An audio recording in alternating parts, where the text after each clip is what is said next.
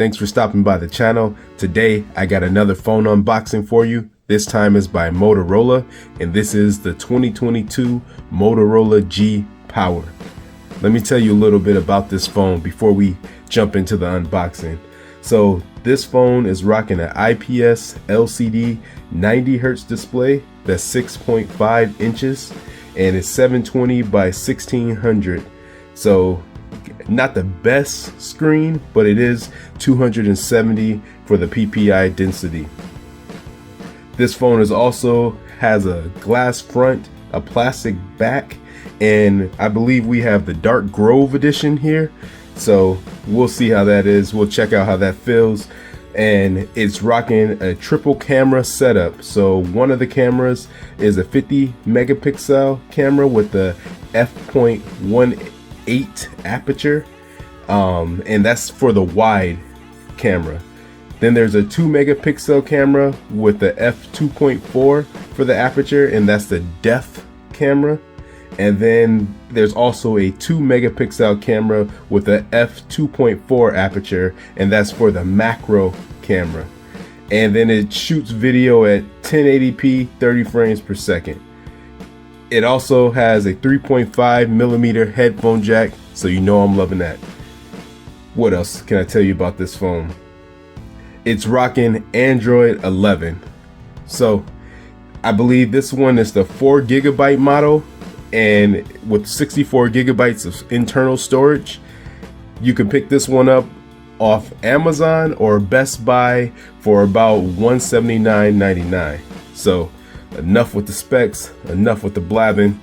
Let's get right into this unboxing.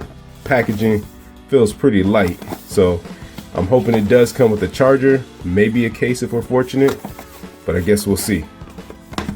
Grab my unboxing knife. There we go.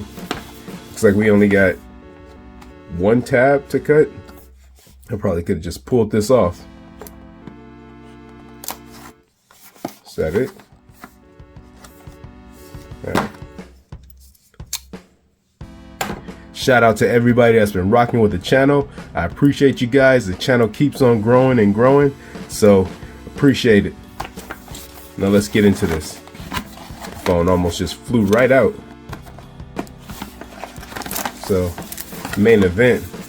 For a plastic device, it does feel kind of sturdy, but we'll get into that. Put that phone to the side. What else you get in this box? Anything in here?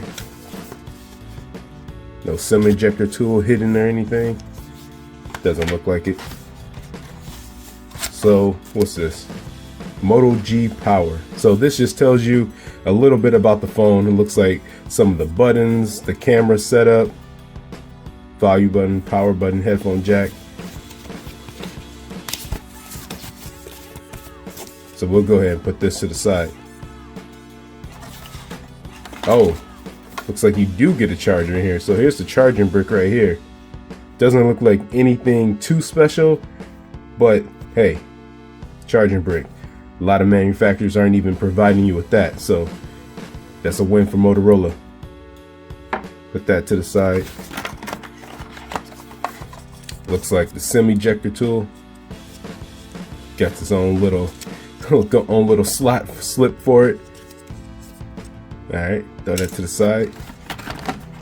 And then it looks like get the charging cable.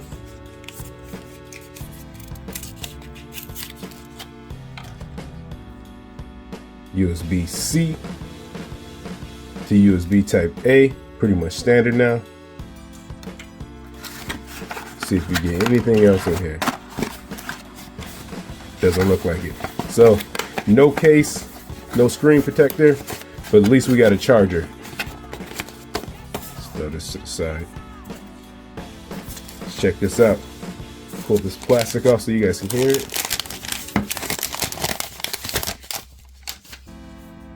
Foam feels pretty solid in the hand, and for it being plastic, you can definitely tell it's plastic on the back, but it does feel solid. And it doesn't seem like from this plastic material that this would be a fingerprint magnet, but you can see the triple camera setup here.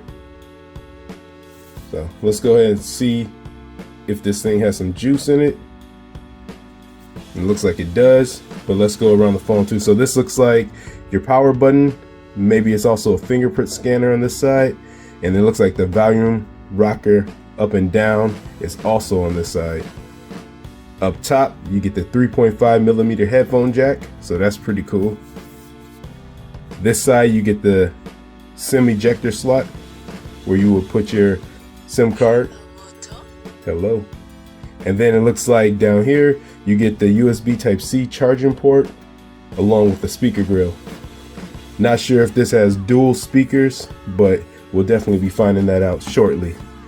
So guys, like usual, what I want to do is do a camera test, sound test, and then we'll jump into some gaming and wrap this unboxing first impression up.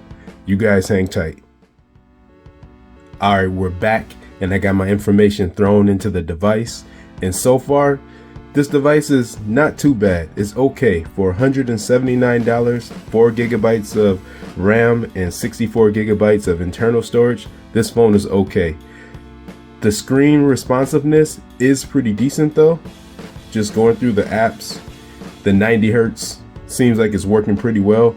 I haven't really noticed any stutter with the screen refresh rate, but just moving through the phone and opening up apps and things like that, I have noticed some lag on this device. And I guess maybe that's to be expected with the 4 gigabytes of RAM and only 64 gigabytes of internal storage, but that is something to consider. You're going to see and notice some lag. So I'm guessing it's probably not the best for gaming, but this is a budget device. One thing I do definitely like about this device is the fingerprint scanner. And the fingerprint scanner, I thought originally was right here, but it's actually hidden in the Motorola logo.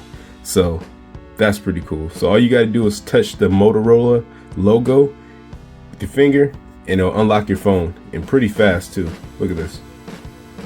So definitely feeling that. Shout out to Motorola for implementing something like that. So let's go ahead and jump into a quick camera test. I'll take some pictures of what I got on my desk, and then I'll let you guys see. I'll throw those up for you.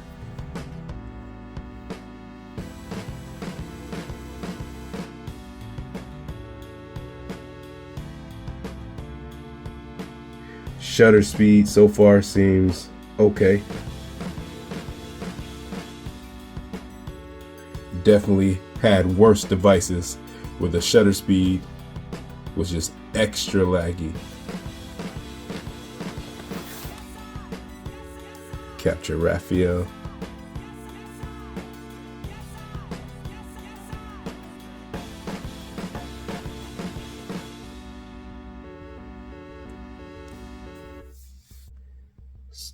So far, camera quality is okay for 50 megapixel on the back. I was expecting a little more, but then again, this is a budget device, so it's nothing like the S22 Ultra or anything like that. But let's go ahead and check out a sound test. Got the channel loaded up, so let's hear how these speakers sound. Not too bad for the bottom firing speaker. See what happens if you cover it up. Definitely can barely hear anything if you cover this bottom firing speaker up. Retro handheld device. Now I'm not too sure how many of you have heard of retro handheld. This retro handheld device was actually pretty cool. Guys, go check out this video if you haven't. Not bad. This device is supposed to play all those old school games. So the games from Nintendo DS, Sega Dreamcast. Doesn't seem like there's a firing speaker or a top firing speaker. Doesn't seem like we have one on this device. This one here is supposed to be loaded with over 2,400 games, and you can pick this one up. Exit out of these. So the sound quality, it sounds okay. The bottom firing speaker is reasonably loud, but there is no top firing speaker, and so you're not going to get stereo sound. You're not going to get the best sound quality, but it is okay for what it offers. All right, guys, let's go ahead and jump right into some gaming.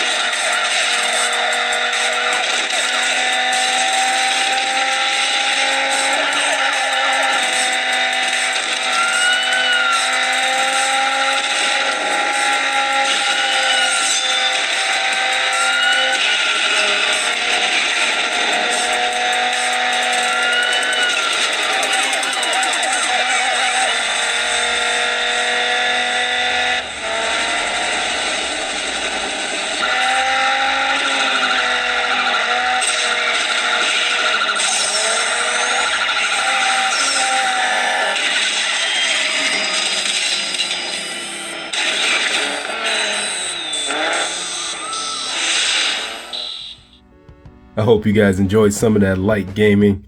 So all in all, what do I think about the Moto G Power 2022 edition?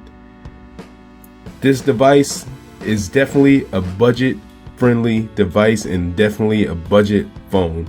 So you're not going to want to be doing a lot of gaming on it. I did notice some lag even in the camera app when reviewing some of the pictures that we took. Just it was laggy, it was a little sluggish, and same thing with going through just the phone, opening different apps. It's a little sluggish, but what's odd about it is that 90 hertz refresh rate is pretty decent. When scrolling through just some of the apps, it seems like the phone is speedy, and that's kind of confusing because opening apps and things like that, it's a little bit sluggish, and running multiple apps is a little sluggish, and that could be due to the 4 gigabytes of RAM. So maybe if this thing had like 6 gigabytes of RAM, it'll be a little better, but for $179, it's okay. The camera quality is pretty decent. Just reviewing some of these pictures we took, they're not too bad, but for a 50 megapixel camera on the back, I just expected a little bit more. But one thing I definitely do like about this device is this fingerprint scanner. I love how Motorola embedded the fingerprint scanner right here, or maybe they just threw their logo on top of the fingerprint scanner. But either way, to me, it looks pretty cool as just a unique touch. So I would recommend this phone probably for definitely a extra side phone, budget phone. It's not going to be your main phone. You're not going to be doing too much on it, but you know, for the price, can't be mad. It did come with a charger, and it does have a 3.5 millimeter headphone jack up top. So there's that. All right, guys, thanks for watching another video. I'll catch you guys soon. Take care. Peace.